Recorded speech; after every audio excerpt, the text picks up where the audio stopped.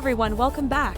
Today we're talking about a major issue affecting millions of people in Australia, the housing crisis. Whether you're trying to buy your first home or struggling with rent, the housing market has become a serious concern. What's driving this crisis? And is there any way out? Let's take a look. Over the past decade, housing prices in Australia have skyrocketed, especially in cities like Sydney, Melbourne, and Brisbane. Homeownership is now out of reach for many, especially younger generations.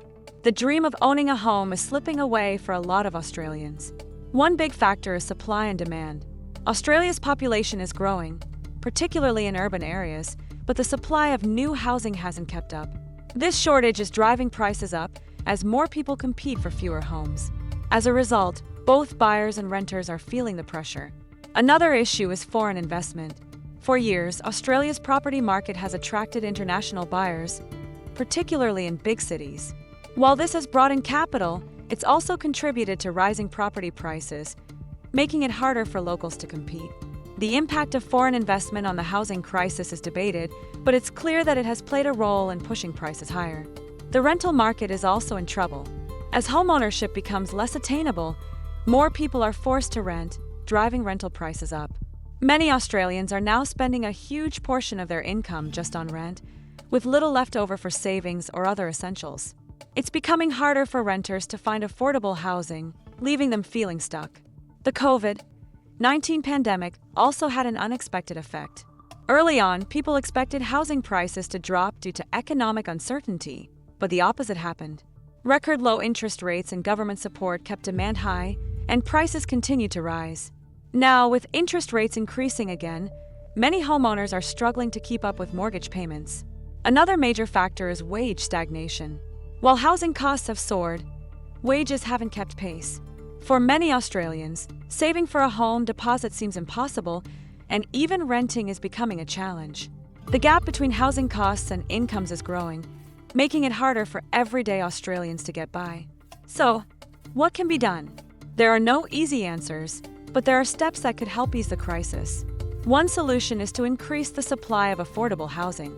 The government could invest in building more homes, particularly in high-demand areas, to help bring prices down.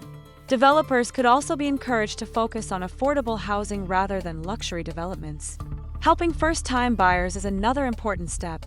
This could involve deposit schemes or grants to make it easier for people to save for a home. There's also talk of tightening regulations on foreign investment in residential property to make sure locals aren't priced out of the market. The rental market needs attention too. Rent caps or stronger protections for renters could help ease the burden on tenants, many of whom feel trapped by rising rents. Providing more stability for renters is crucial for ensuring housing security. Long-term solutions like tax reforms could also play a role. Some suggest that changes to capital gains tax or negative gearing could help make the housing market fairer and more affordable. While these policies are complex and politically sensitive, they are part of a broader discussion on how to create a more sustainable housing system.